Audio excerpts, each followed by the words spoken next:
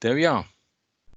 Welcome to everybody on our webinar on artificial intelligence. My name is 𝗁𝗍𝗂𝗍. I'm responsible for marketing of NRB. And I would just do 2 or 3 things. First of all, welcome all of you. Secondly, just for practical reasons, talk about the best practices for making this webinar a success. So if I can ask everybody to switch off your camera and even your sound, to put it on mute. If you have any question during the presentation of 𝗁𝗍𝗂𝗍, do not hesitate to use the chat. I will have a close look on the chat, keep an eye on it, and we'll treat all the questions at the end of the webinar. So if I may just take advantage of the opportunity to do 2 introductions, 2 small introductions, because I presume not all of you know the company NRB. The second introduction, I'm going to do this introduction of the company, of course, and then secondly on my dear colleague 𝗁𝗍𝗂𝗍𝗶. So first of all, in a few words, hovering over NRB. NRB is a Belgian ICT service provider offering an end-to-end offering going from infrastructure services, cloud services, development, managed staffing and consultancy. We're a group of about 2,400 people and still growing. A number of acquisitions have already been in the press this year. So reaching a turnover of about 360 million this year. Apart from NRB, we have a number of affiliates that are specialized in given sectors like expertise that is working for the hospitals. And then we have a group of companies like 𝗄𝗏, Logins and 𝗄𝗏 that are working for local authorities.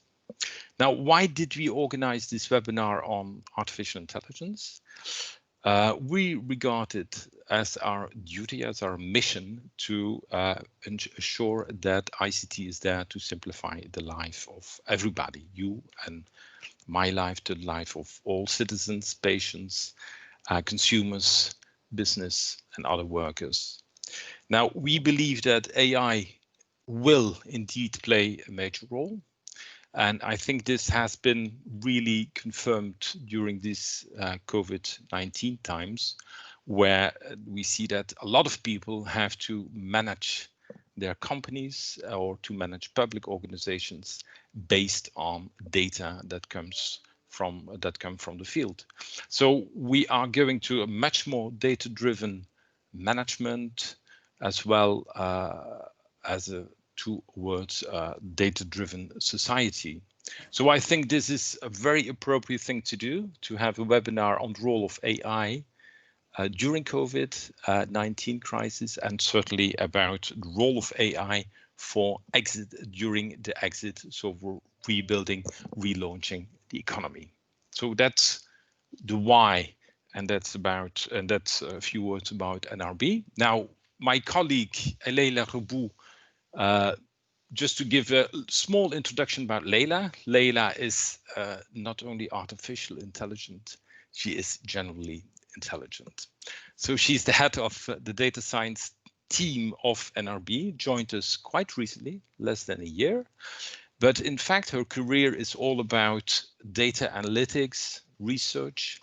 She has been working for universities, teaching, doing research, but at the same time, she has been an entrepreneur, creating her own company, helping companies on developing or using digital for increasing productivity and performance. And that is also one of the themes that she's going to talk during her webinar. So if you have any question, I will leave now the microphone, of course, and the video to 𝗁𝗍𝗂𝗍𝗶. But if you have any question, please do not hesitate. Use the chat. We'll come back to your questions at the end. Thank you. Hello, guys. Thank you for joining this webinar about artificial intelligence. For connection reason, it's possible that I'm going to turn the video off during the presentation, so I'll apologize for that. So guys, I don't ask you how your business goes during this and after this pandemic crisis, but I guess it's quite tough after this crisis. You are not alone. I mean, the situation is the same for all of us in all the countries. Please, Anne-Françoise, could you give me the next slide? Thank you. Look at these numbers. Economic forecasting are very bad. In particular, the GDP of the Belgian economy could contract by 8% in 2020 following the Belgium National Bank plan. A survey realized by PwC shows COE's feelings, and 80% of respondents expect a decrease of revenue. The question is, what do we do? Should we just hope to benefit for government support? Next slide, please. The first thing to do is to define cost reduction measure, of course. And the same PwC survey reports financial action taken by companies.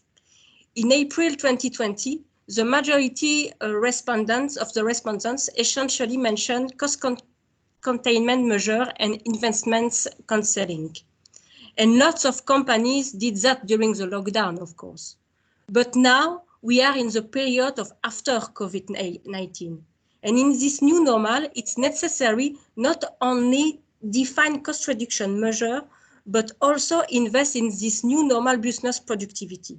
We need to balance cost reduction effort with a new way to invest in a new business operation model. And in this new way to think and to live, McKinsey proposed 4 categories of investment. Next slide, please. This crisis has highlighted online channels and remote working. So, first, it's necessary to deploy application and infrastructure to allow online operation.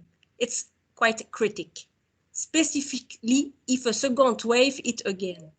The best architecture offering flexibility at low fixed operation costs is the cloud, of course. And at INRB, we are technological agnostic. It means you can choose Amazon, IBM, on Azure Cloud. You can also choose an hybrid platform like our product Next 4. In this new normal, if workers are in remote and online channels are preferred, it becomes necessary to automate business processes. In this case, artificial intelligence is a key for a smart automation to reduce cost or to improve productivity. In the next slide, I will explain proof of concept for specific real-life use case. These POCs have been implemented or are being implemented by our high team, the Legia Squad, and we have lots of in-house POCs, but I only picked 4 examples to show the versatility and of use techniques, but also in market sector. The first one, so this slide, concerns a benchmarking of term and condition in insurance. In practice, the market research group of an insurance company spent several days per year to realize different benchmarkings of terms and conditions from different competitors. It's a rebarbative task and also a waste of time. The POC's idea is to automate the comparison between these files from year to year. Technically, a RPA process is initiated to scrap the files from competitors' websites. Then a BERT algorithm is applied to evaluate the similarity of the files. And finally, a longest common subsequence algorithm is applied to reveal difference between files. The goal of this POC is to show the business value of artificial intelligence in this process, in particular in time savings. The 3 key things in this POC and in general for all POC in artificial intelligence is to manage high expectations for clients. Of course, the POC works, but it will never be perfect. And there are some fails during the comparison. People should understand that artificial intelligence will never replace human intelligence for now, and it's a support for human work. Next slide, please. The second POC is in industry. This industry produces floor covering material in PVC. So they own several production lines running all the day, including lots of different production components. And about 1% of produced square meters are definitively scrap. But the percentage of rewinding can reach high value, sometimes almost 40%. Thus, POC's objective is to reduce the rewinding to a level of maximum 5%. How to do? We use advanced tech analytics issued from machine learning techniques to prevent and to alert the undulation appearance. In practice, the production line generates a high volume of data from different sensors or SCADA systems like velocity, temperature, valves on, valve off. And the idea is to identify the factors causing undulation appearance through random forest analysis. After that, we can refine the analysis to evaluate the levels of acceptance of the parameters through decision trees or correlation analysis. This POC allows, like that, an optimization of the production lines and also prevents the apparition of some defects in the finished products. Next slide, please. The following POC is a fraud detection in insurance. So theoretically, there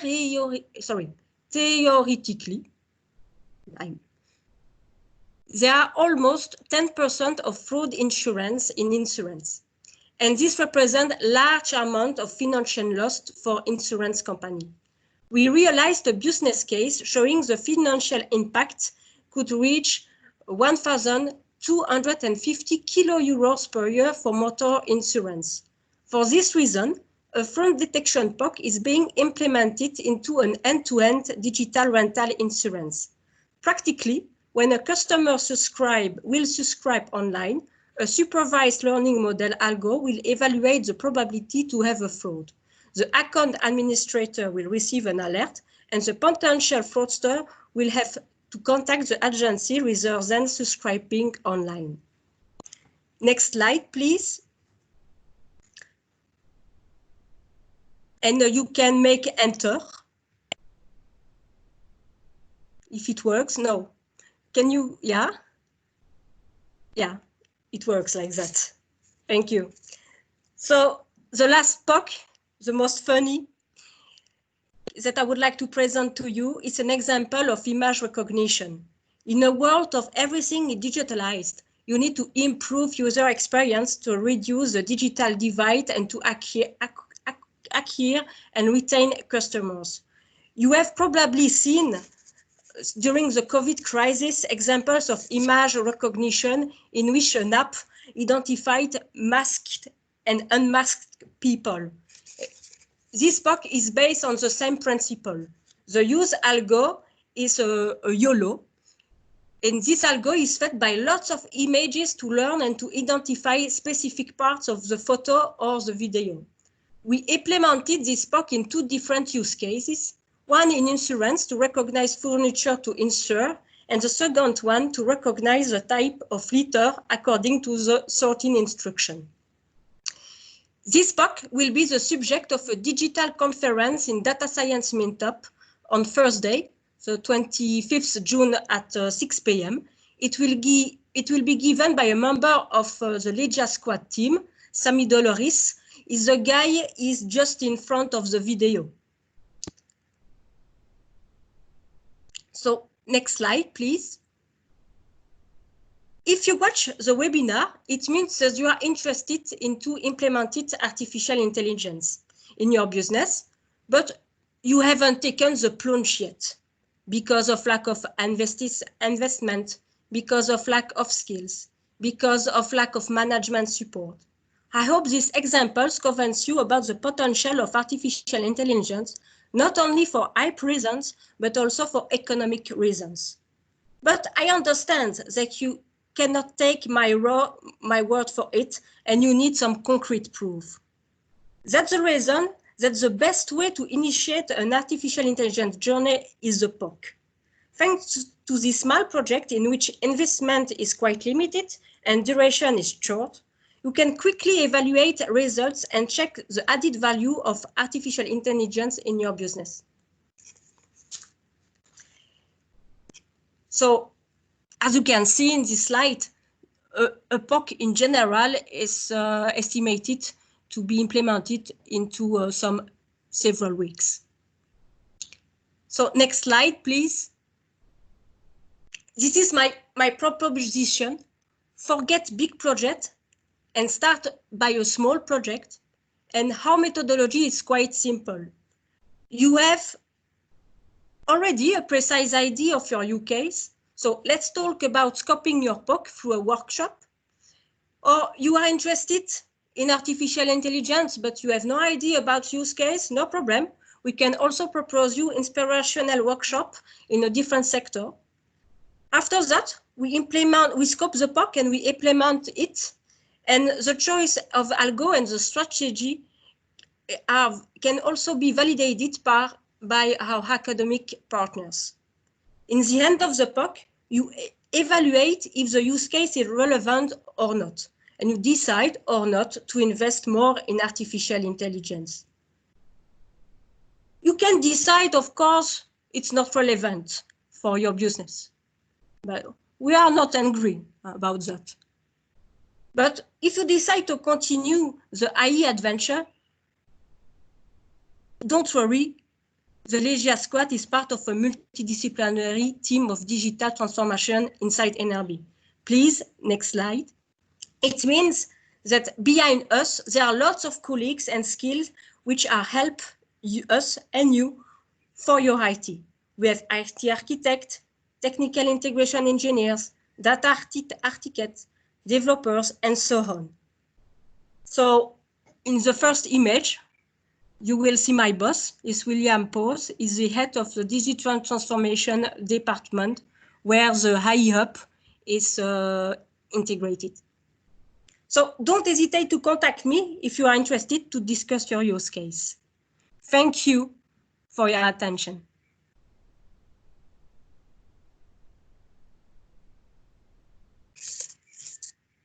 So if you have, of course, some question and answer, I'm available to answer to this question.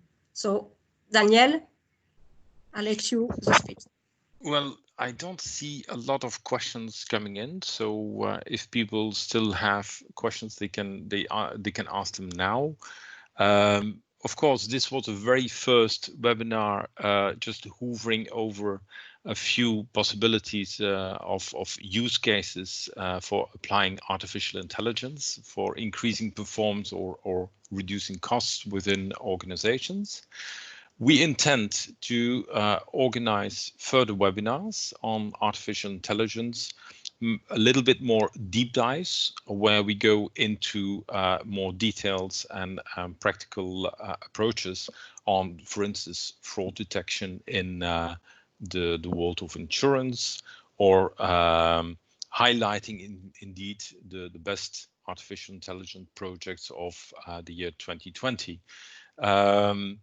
These are two webinars that we are preparing today to go into more detail, and if there is any question or on the technical level or otherwise, please feel free to send them to us or to speak out now or to send indeed a message in the chat box.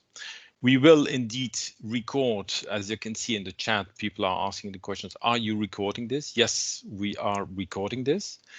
We will send an email to all the people that have subscribed to this webinar with the possibility with a link to the replay, so the possibility to review what has been presented, next to an invitation to set up an exploration workshop with Leila to look into the possibilities, the concrete use cases for your specific organization or enterprise. I can see a question rising. Somebody is asking to Leila, what are the technologies you are typically using? What technologies do you use? what do you mean by technologies? The platform or the algorithm? So if we discuss about platform, so we are completely agnostic. It means that we've already worked on IBM or Azure and AWS, Amazon. And if you want to discuss about the algorithm, so we are completely versatile, and it means that we can work with computer vision, we can work with natural language processing, clustering, forecasting. In the white paper that Daniel also will send you in a few days, you will see these techniques more explained in these papers. Mm-hmm. Indeed, I forgot to mention that I have prepared a white paper that will be published, let's say, in a week's time. It's available in English and in French, and will be posted on our website. But we'll, as a recognition for all the participants to this webinar, we will of course send them a personal email with the link to the white paper. I have another question coming in. Angelo is saying, at my company, which is a public administration, we may be interested in artificial intelligence for some of our processes. What is your business model for this kind of projects, and how is it compatible with public markets? I mean, you make a POC, proof of concept, and then what happens then? So for public organizations, public administrations, Leila. So first, I need to know what use case you would like to implement, because it's a public organization, it's quite broad. So it's better to know in more details what kind of use case you would like to implement. So if you ask me this question, it means that you have already some idea of use case. So the kind of workshop we organize is a workshop where we together we collaborate around an AI model business canvas.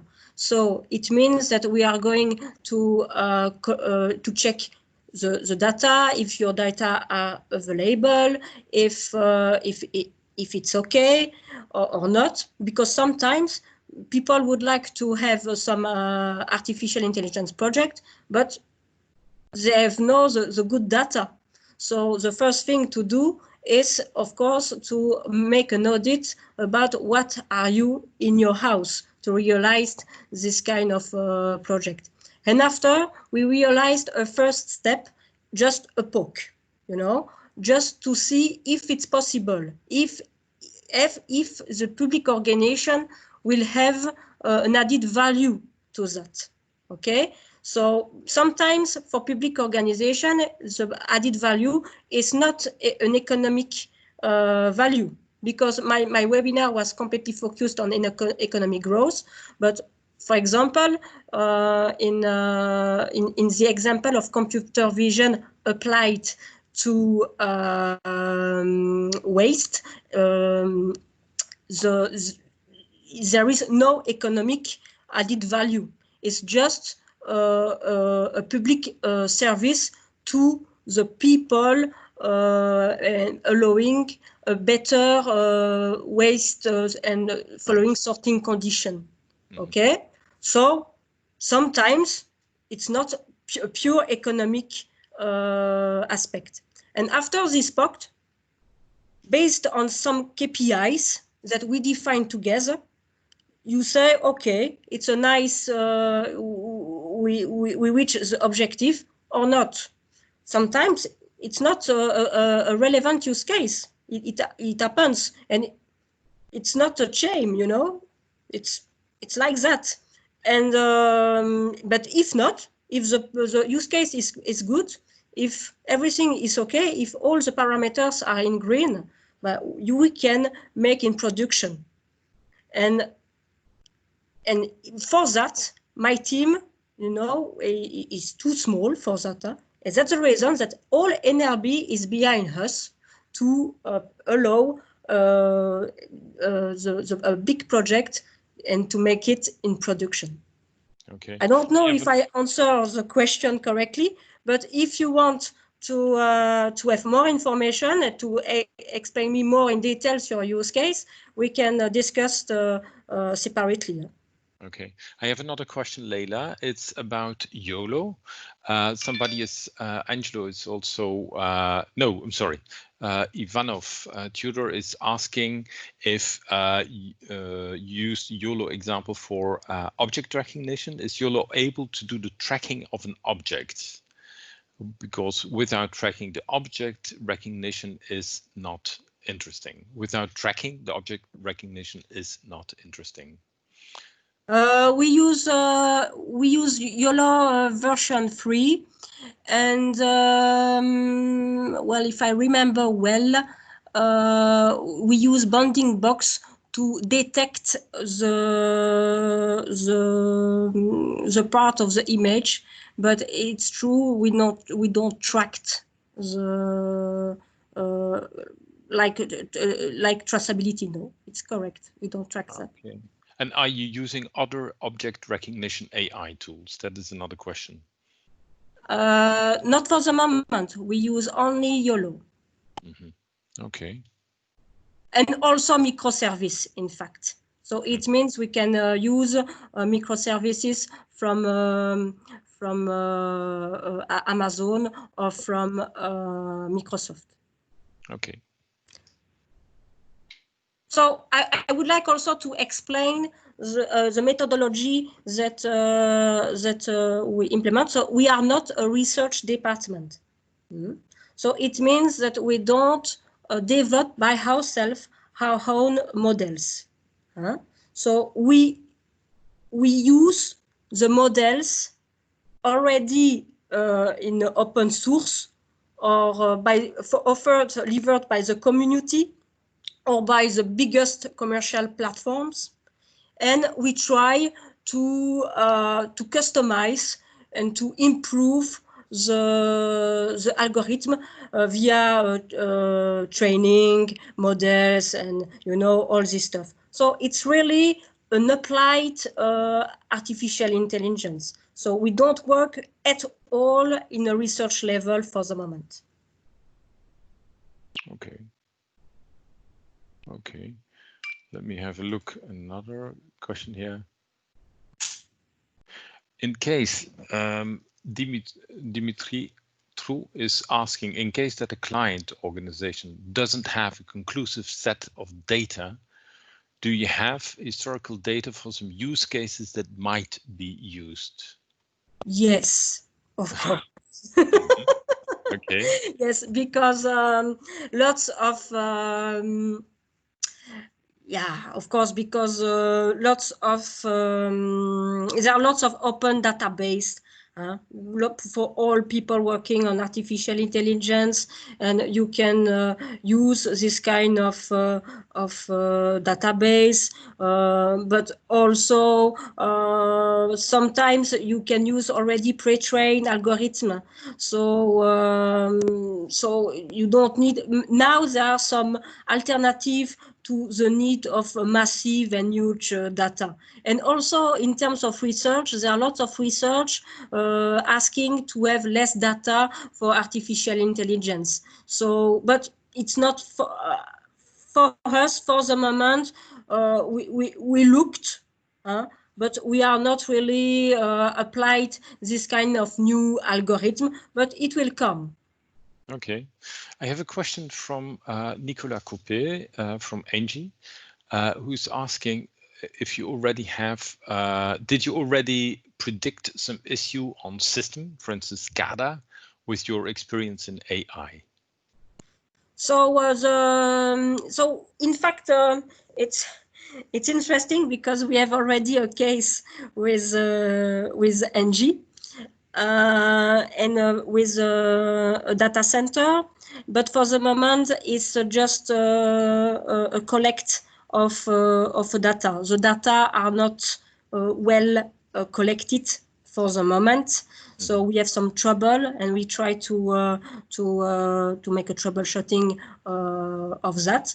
And the objective is to use the model developed by Google to a deep learning model to study and to improve the energy reduction consumption.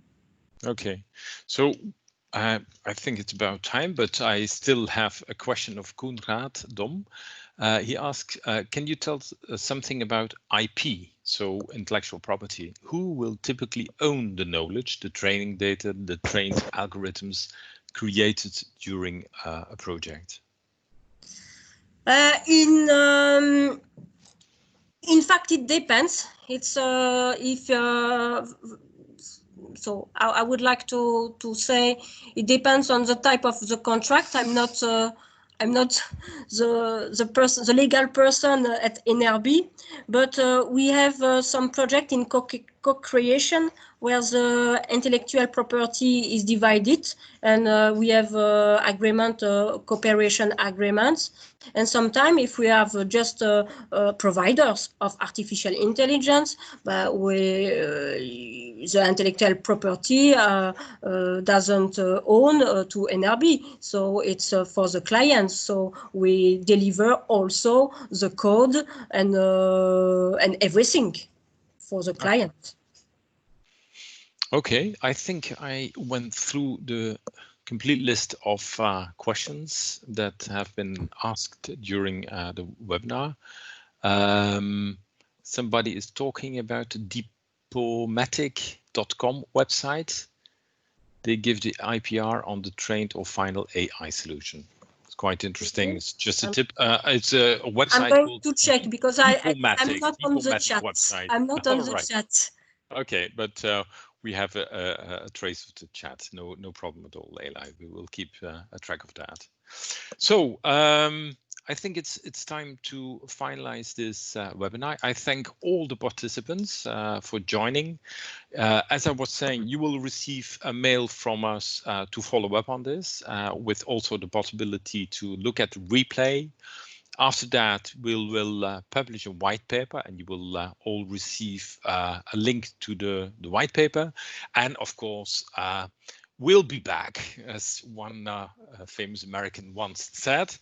And the subjects will then be the best AI projects, or fraud detection in the world of insurance, AI for good, which are the sustainability goals of the United Nations and the role of AI in that. And one of the items within there is, of course, one item that you already mentioned is waste management, AI and waste management. So thanks a lot to you all, and I hope to see you or to hear you back in our next webinar. Thank you. Bye-bye. Thank you very much. Bye. Bye-bye.